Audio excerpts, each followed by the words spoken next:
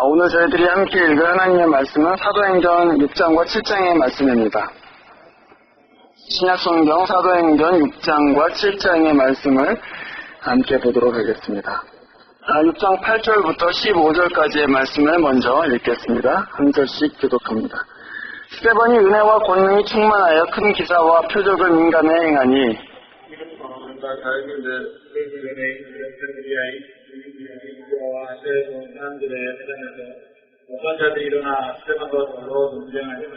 스데반이 그 지혜와 성령으로 말함을 저희가 능히 당치 못하여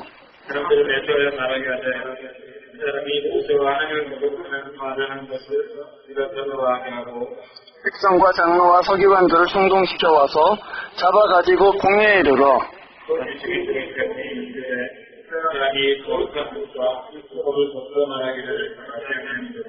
그의 말에 이 나사렛 예수가 이곳을 헐고 또 모세가 우리에게 전하여 준 규례를 고치겠다 함을 우리가 들었노라 하거늘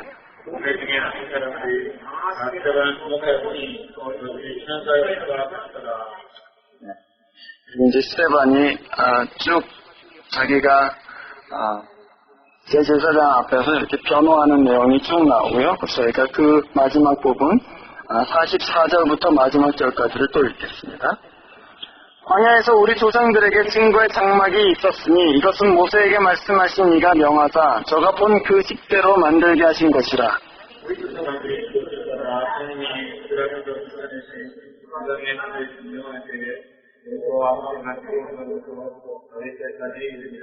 다윗이 하나님 앞에서 은혜를 받아 야곱의 집을 위하여 하나님의 처소를 준비하여 달라 하더니 그러나 지극히 높으신 이는 손으로 지은 곳에 계시지 아니하시나니 선지자의 말한 바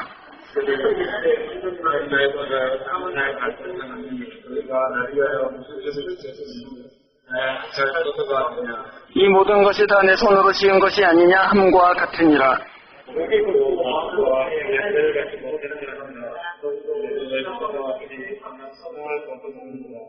너희 조상들은 선지자 중에 누구를 핍박지 아니하였느냐? 의인이 오시리라 예고한 자들을 저희가 죽였고 이제 너희는 그 의인을 잡아준 자여 살인한 자가 되나니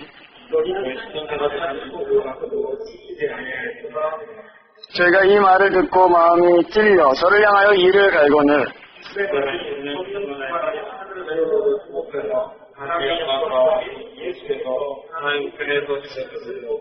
말하되 보라 하늘이 열리고 인자가 하나님 우편에 서신 것을 보노라 한데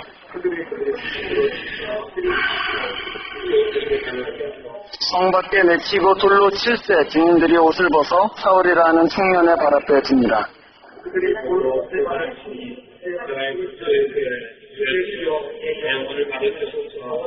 함께 읽습니다. 무릎을 꿇고 크게 불러 가로되 주여 이 죄를 저들에게 돌리지 마옵소서. 이 말을 하고 자니라. 아멘. 기도하겠습니다.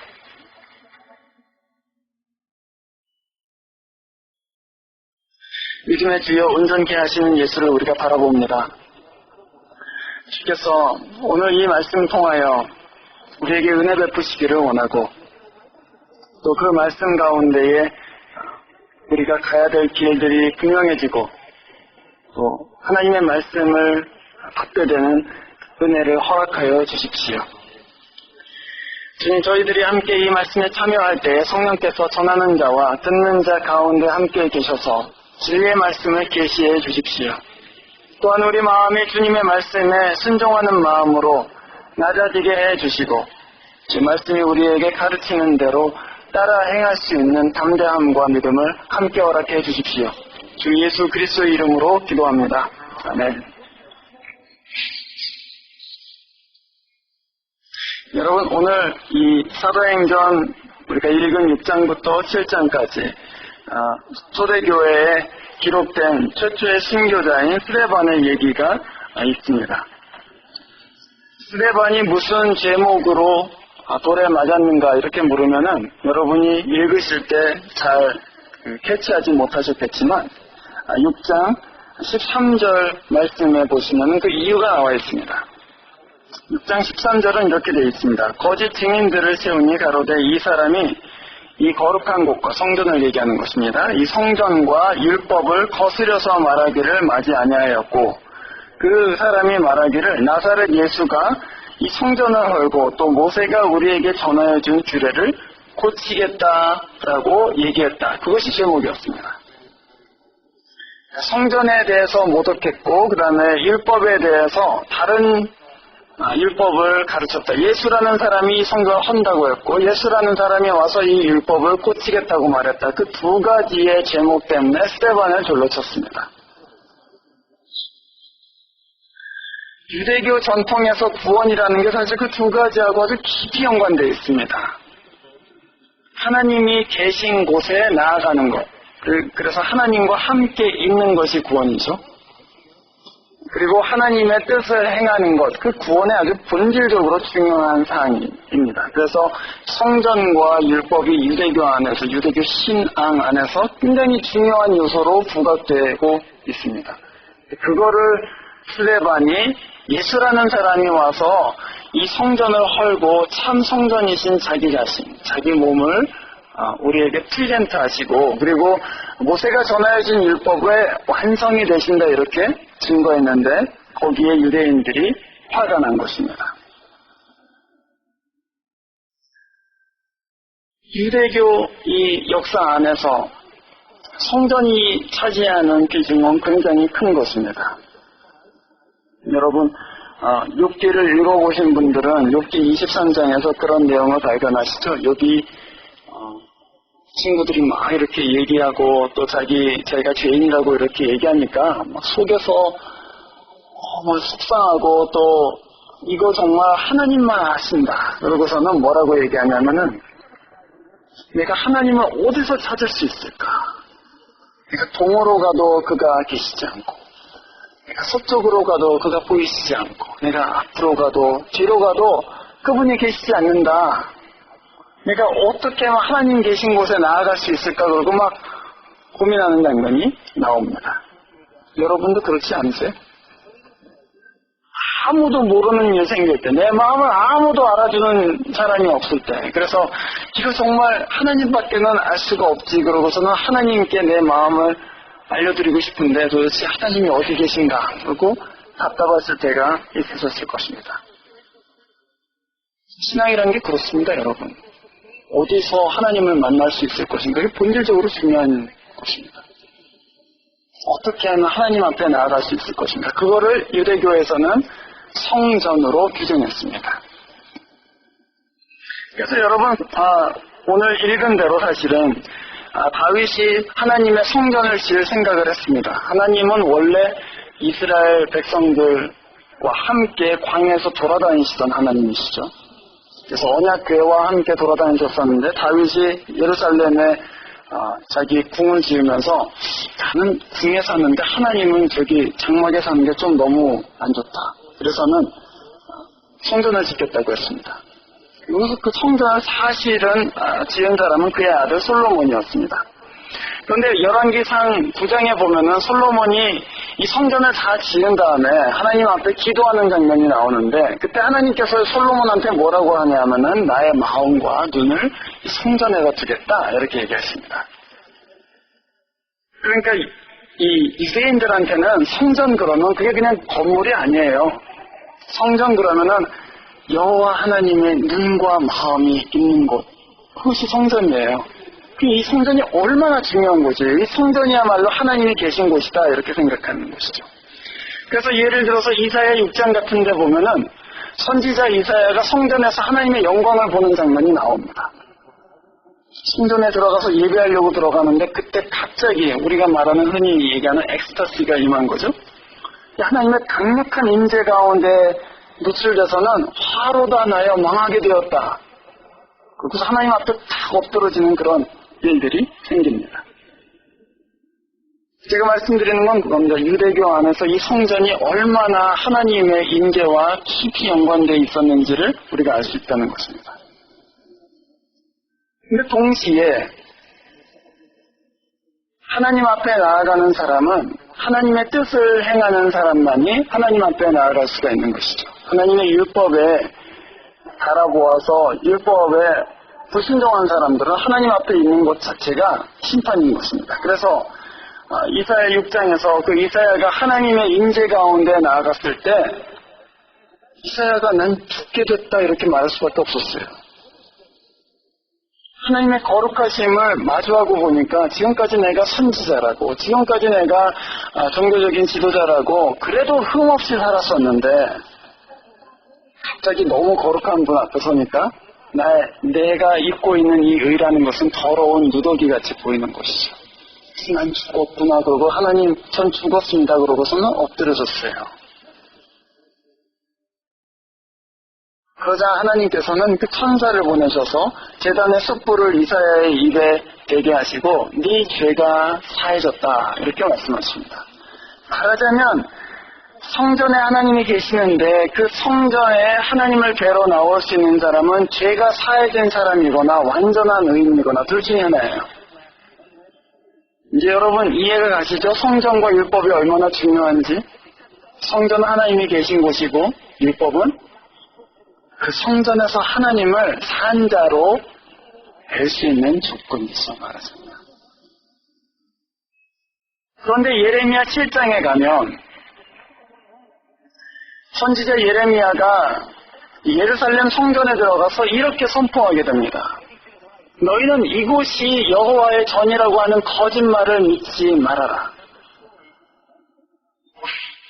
성전에 하나님이 계시다고 지금까지 그렇게 믿고 성전에서 제사 드리고 있었는데 이 선지자가 나타나서는 이곳이 여호와의 전이라고 하는 것은 다 거짓말이다 이렇게 얘기했어요.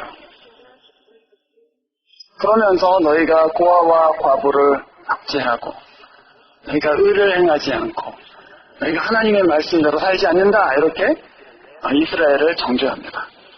무슨 얘기냐면 너희가 하나님의 말씀을 쫓아 살지 않는 한 이 성전이 하나님의 전이라는 말은 말짱 거짓말이다.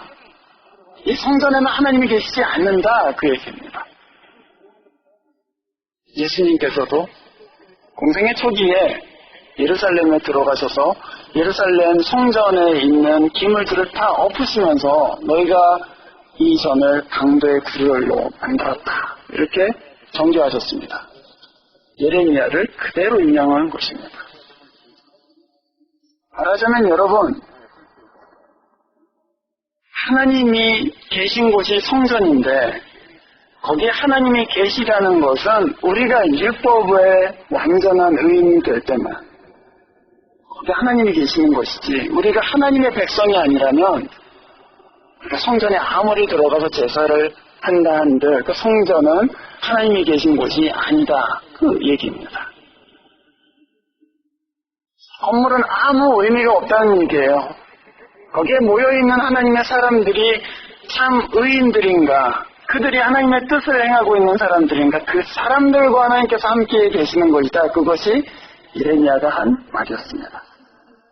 그런데도 불구하고 유대인들은 그 다음부터도 계속 성전은 하나님의 전이야 그러고서는 성전을 굉장히 거룩하게 여기다가 오늘 우리가 보는 본문대로 스데반이 성전에 대해서 이 성전을 예수라는 분이 와서 허신다라고 했을 때 분노하면서 죽이기에 이르게 된 것입니다. 스데반은 그 유대인들을 향해서 이스라엘이 지금까지 생각했던 그 성전과 율법을 예수께서 어떻게 성취하셨는가를 보여주었습니다.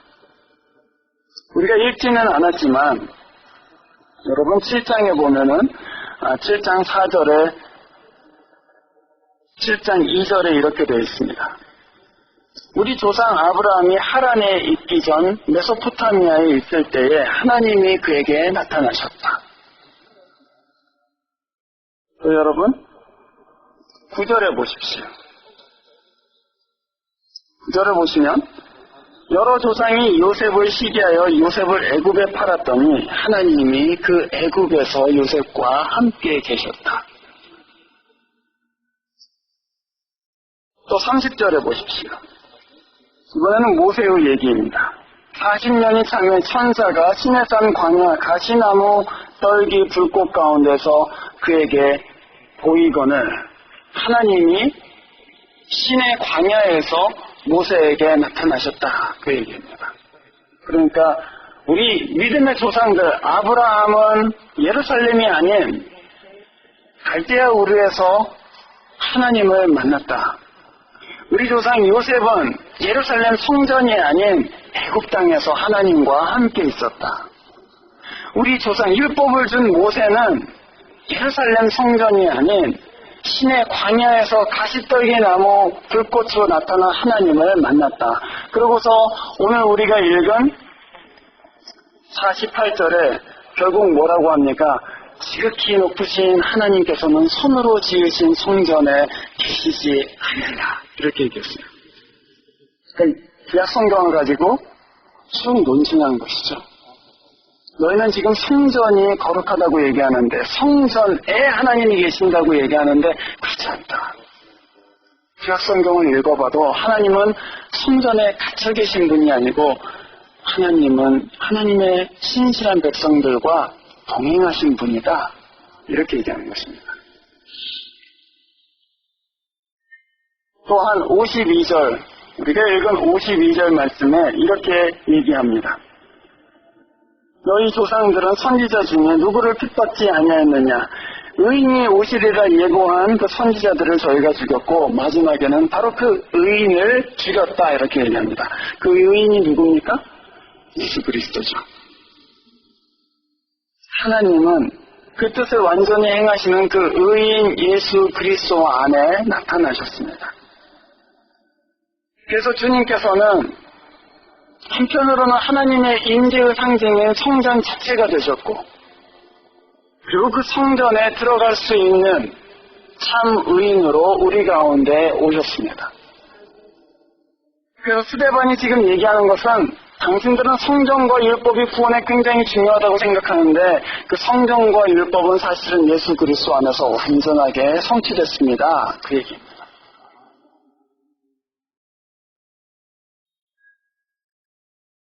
스데반이 이렇게 얘기했을 때 유대인들은 아마도 그렇게 생각했을 것입니다. 아, 그러면은 손으로 지은 곳에 하나님이 계시지 않는다면 우리는 어디로 가야 되냐? 하나님을 만나기 위해서. 또 이사야같이 순전한 사람도 하나님의 영광 앞에서는 화로다 나여 망하게 되었도다 이렇게 얘기했는데 그렇다면은 우리가 과연 어떻게 사람으로서 하나님 앞에 간다한들 그 앞에 설 수 있냐? 여러분 거기에 대해서 기독교의 복음은 그렇게 대답합니다. 하나님께 갈 수 있는 유일한 길은 바로 예수 그리스도입니다. 그리고 예수 그리스도께로 나아갈 수 있는 유일한 길은 바로 믿음입니다. 그를 내 주로 우리가 받아들이고 그를 살아계신 하나님으로 내가 받아들이면서 우리가 그 예수 그리스도 안에 나타난 하나님 그분을 보고 만나고 교제하게 된다. 그것이죠.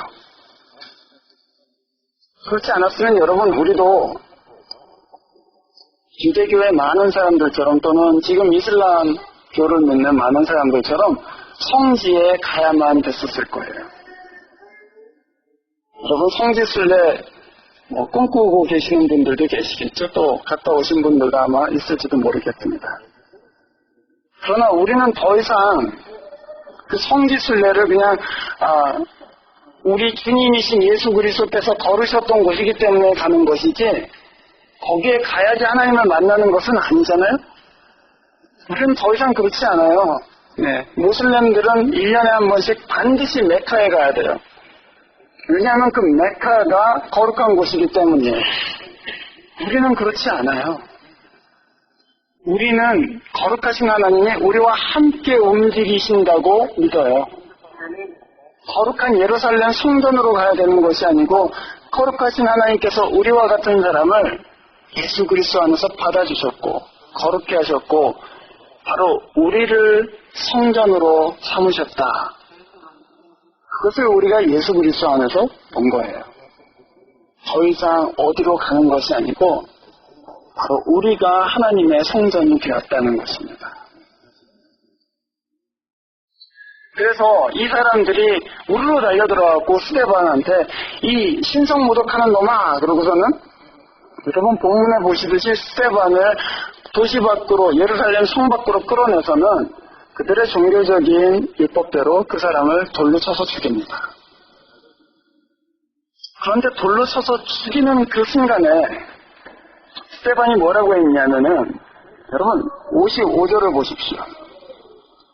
스데반이 성령이 충만하여 하늘을 우러러 주목하여 하나님의 영광과 여기 예수께서 하나님 우편에 서신 것을 보았다 이렇게 되어 있습니다. 유대인들이 생전에서 보고자 했던 것을 스데반은 걸맞는 자리에서 보게 되었습니다.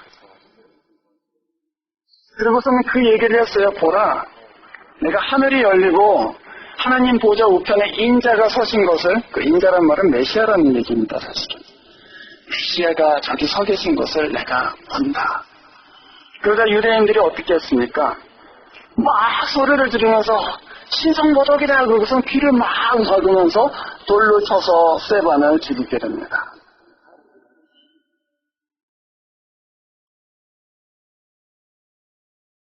하늘이 열리는 것을 보았다 이렇게 되어 있습니다. 신자들에게는 하나님이 가까이 계십니다. 왜냐하면 하나님의 마음이 그 성전에 있기 때문입니다. 그 성전은 더 이상 어떤 빌딩이 아니고 그 성전은 믿는 자들이에요. 그래서 하나님의 마음과 눈이 거기에 있어요. 성도들이 믿음의 싸움할 때에, 성도들이 하나님의 이름을 위해서 십자가를 질 때, 성도들이 하나님의 이름을 위해서 고난을 당하고 손해를 보고 그리고 마지막에 자기의 목숨을 드리는 그 때에 하나님의 마음과 눈이 그 성도들한테 있어요. 그리고서는 하늘을 열어서 유대인들이 그렇게 예루살렘 성전에서 보고 싶어 했던 그 하나님의 영광을 그 자리에서 하늘을 열어서 그 성도들에게 보여주시는 것입니다.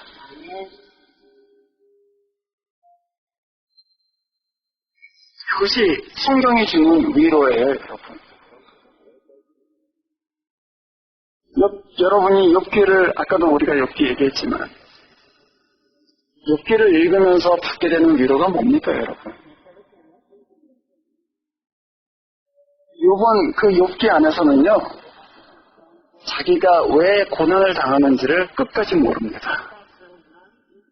그런데 욥기를 읽는 우리들은 알죠? 우리들은 욥기를 읽으면서 죄 없는 의인이 고난을 당하는 것을 하나님은 알고 계시는구나. 그리고 하나님은 그것을 결국 갚아주시는구나. 그것을 알고 욥기를 보잖아요. 그래서 우리가 고난 당할 때 욥기를 읽는 이유가 거기에 있잖아요. 욥기를 읽으면서 하나님, 제가 무고하게 고난 당하는 것을 아시지요? 하나님은 그 보좌에서 저를 시험하고 계시지요. 제 마음이 어떤지를 지금 바라보고 계시지요. 제가 믿음의 길에 갈 수 있도록 하나님 도와주세요. 그러면서 욥기를 읽잖아요. 마찬가지로 우리가 사도행전 이 스데반의 순교의 장면을 읽으면서 우리에게는 한 번도 하늘이 열린 적이 없고 우리에게는 하나님의 보좌가 보인 적이 없지만 뭐를 확신하게 됩니까, 여러분? 내가 믿음으로 싸우고 있을 때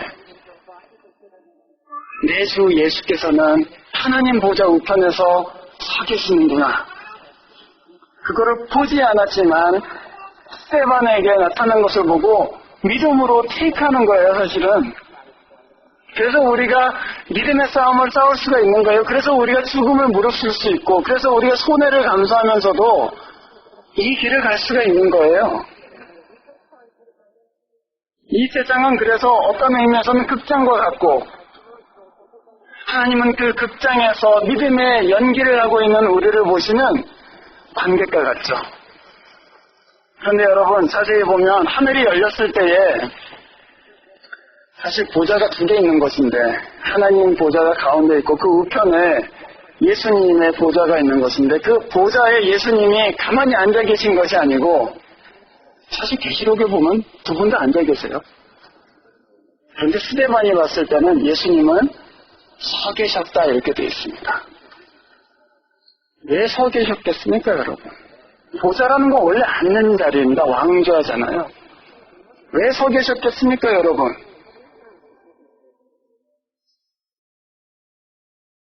차마 앉아서 볼 수가 없지 않겠습니까?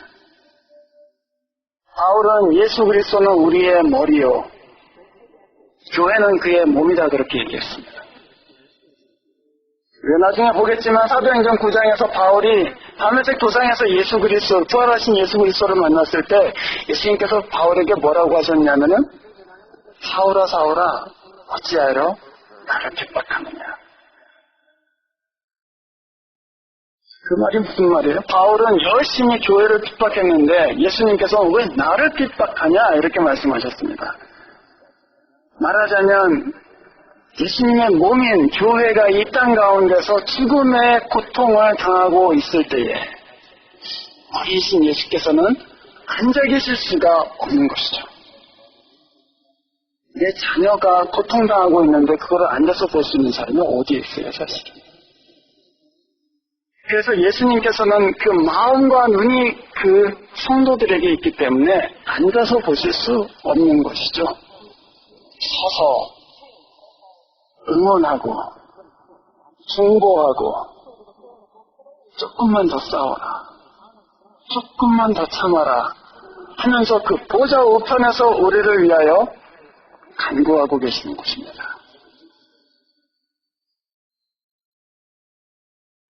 시편 116편 15절에 아주 이상한 말씀이 한 구절이 있습니다. 여호와께서는 성도의 죽는 것을 귀하게 보신다. 그런 말씀입니다. 무슨 말이에요? 하나님께서는 성도의 죽는 것을 귀하게 보신다. 저는 아무리 봐도 거기는 설명이 필요한데 하나님께서는 성도가 여호와의 이름을 위하여 죽는 것을 귀하게 보신다. 그렇게 저한테는 들립니다. 그래서 주님께서는 서 계십니다. 저는 이 장면을 보면서 한편으로는 출애굽기 17장에 나온 이스라엘이 아말렉과 싸울 때의 장면을 떠올리게 됩니다. 여호수아는 열심히 아말렉하고 산 밑에서 싸우고 있습니다. 모세는 산 위에 올라가서 손을 들고 있습니다. 모세의 손이 내려가면 여호수아가 집니다. 모세의 손이 올라가면, 기도하는 손이 올라가면 여호수아가 이긴단 말이에요. 예수님께서 우리가 믿음의 싸움을 이 땅에서 잘 싸우고 있을 때에 서서 손을 들고 우리를 위하여 기도하신다는 그런 생각이 저한테는 듭니다. 그래서 여러분, 이 땅에서 믿음의 싸움 하실 때에 나 혼자 죽어라고 싸우고 있구나 이런 마음 드실지도 모르겠습니다. 아무도 알아주지 않는다 이렇게 생각되실지도 모르겠습니다. 하지만 그렇지 않습니다, 여러분. 세상 사람들은 아무도 알아주지 않을지라도 여러분의 믿음의 싸움은 주 예수께서 알아주십니다. 세상은 아무런 관심을 가지지 않는 여러분의 십자가와 눈물을 주 예수께서는 그 보좌 우편에서 보고 계십니다. 왜냐하면 하나님의 마음과 눈이 바로 그의 성도들에게 있기 때문이죠. 스데반은 죽으면서 이렇게 얘기합니다. 두 가지 말을 합니다. 59절 말씀입니다. 저희가 돌로 스데반을 치니 스데반이 부르짖어 가로되 주 예수여 내 영혼을 받으시옵소서. 그러고서는 아마 돌에 몇 대 더 맞은 것 같아요. 픽 쓰러져서 무릎을 꿇으면서 크게 불러서 주여 이 죄를 저들에게 돌리지 마옵소서. 그러고서는 순교하게 됩니다. 여러분, 이 스데반이 마지막에 한 이 두 마디를 여러분 어디서 보신 기억이 있죠? 어디서 보셨습니까? 바로 그가 부르고 있는 예수 그리스도의 마지막하고 정확하게 일치하는 장면입니다. 그게 무슨 얘기겠습니까? 이 스데반이라는 사람은 정말 예수의 성전이 된 사람이었구나. 여러분, 성도가 참 하나님의 성전이 되면요, 그 성도에게서는 예수님의 모습이 나타날 수밖에 없어요. 예수님의 말이 내 입술에 담기고 예수님의 사랑이 내 마음을 덮고 있고 예수님의 뜻이 내 머리를 꽉 채우고 있으면 그는 예수님과 같아질 수밖에 없어요. 이 마지막에 이 말을 여러분 준비해놨다고 했겠어요? 내가 죽을 때는 저들의 죄를 용서하여 주시옵소서. 이렇게 멋있게 죽어야지? 그렇게 생각했겠어요? 정말 결정적인 순간에는 우리 자신의 모습이 나타나는데, 그게 죽을 때, 그게 큰 어려움에 닥쳤을 때, 그때는 우리 진짜 가장할 수 없는 우리의 본 모습이 나타난단 말이에요. 그때 하는 말들은 다 진심이에요. 사실은 죽기 전에 거짓말하는 그런 정신 나간 사람이 어딨어요. 근데 그 죽기 전에 내 진심, 내 참된 사람됨이 드러나는데, 그때 스데반은 예수님하고 똑같은 말을 하면서 죽었습니다. 예수님을 모신 성전으로 살았기 때문에 가능한 일입니다. 스데반이 죽는 모습을 보고서는 바울은 그의 죽음을 마땅히 여겼다 이렇게 되어 있습니다. 그러나 바울이 사실 그 자리에서 본 모습은 스데반의 모습일 뿐 아니라 부활하신 예수 그리스도의 모습이기도 한 것이죠. 스데반은 성전이 됨으로, 하나님의 성전으로 삶으로 그 마지막에 이 세상에 살아계신 예수 그리스도의 모습을 증거한 것입니다. 이 세상에 예수 그리스도를 볼 수 있는 유일한 방법이 바로 이것입니다. 이 세상에 예수 그리스도의 모습을 하나님이 살아계시면 우리한테 보여달라 그렇게 기독교를 반대하는 사람들이 얘기하잖아요. 그때 우리는 그래 보여줄게 이렇게 얘기할 수는 없지만, 신자가 예수 그리스도 그분을 우리 주로 모시고 한평생을 살면 삶 가운데는 반드시 예수 그리스도의 모습이 나타납니다. 그걸 보고 사람들이 내가 예수를 보았다 그러고서는 돌아오게 되는 것입니다. 제 생각에는 아마도 바울이 여기서는 자식 잘 죽었어 그러고서는 있었지만, 그 마음속에 왜 충격이 되지 않았겠어요? 아니 이 사람이 도대체 왜 자기를 죽이는 사람들을 향해서 용서해달라고 하는가? 이거 어디서 많이 들었던 얘기인데, 이거 내가 박해하는 그 예수라는 사람이 마지막에 했던 얘기인데 왜 똑같은 사람이 되어서 죽고 있는가? 충격이 되었겠죠.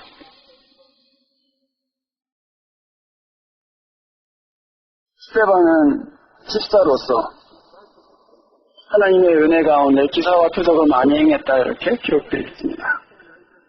마찬가지 예수님도 그렇게 시작했습니다.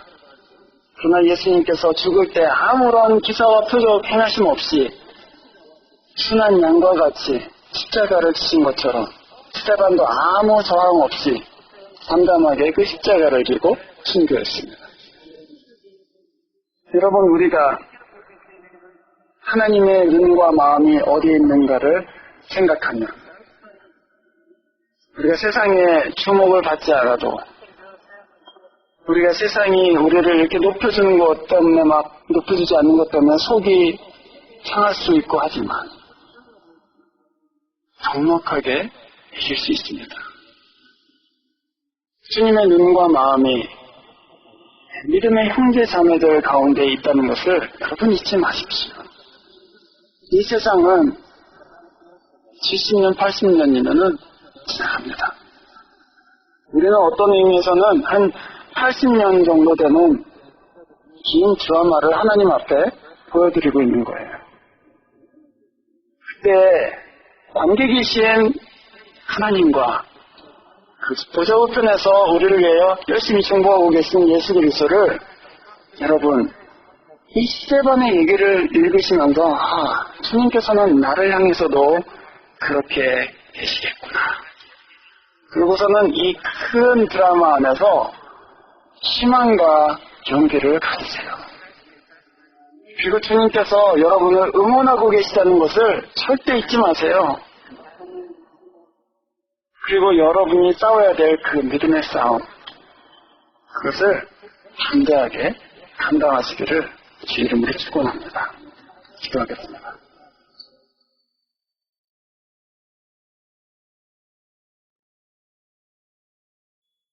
하나님, 저희들은 순교자 스데반하고 비교할 때는 정말 아무 비교가 되지 않는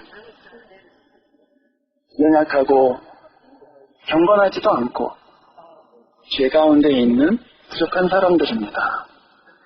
그럼에도 불구하고 예수 그리스도를 믿는다는 것 때문에, 예수 그리스도를 붙들고 있는다는 것 때문에 하나님이 우리를 성전 삼으셨음을 우리가 알고 감사드립니다. 주님의 눈과 마음이 그 성전에 있다고 말씀하셨습니다. 그리고 그 성전은 바로 우리라고 말씀해 주셨습니다. 하나님의 눈과 마음이 있음을 기억하고 그 앞에서 신실하게 행할 수 있도록, 그리고 우리에게 맡겨진 이 믿음의 싸움, 선한 싸움 싸울 수 있도록 주님 도와주십시오. 이 교회 가운데, 그리고 이 각 가정 가운데 하나님이 주인이 되시고 하나님이 응원해 주시고 또 하나님이 용기와 희망을 허락해 주셔서 다 함께 이 길 가운데 넉넉하게 이길 수 있도록 도와주십시오. 주 예수 그리스도의 이름으로 기도합니다.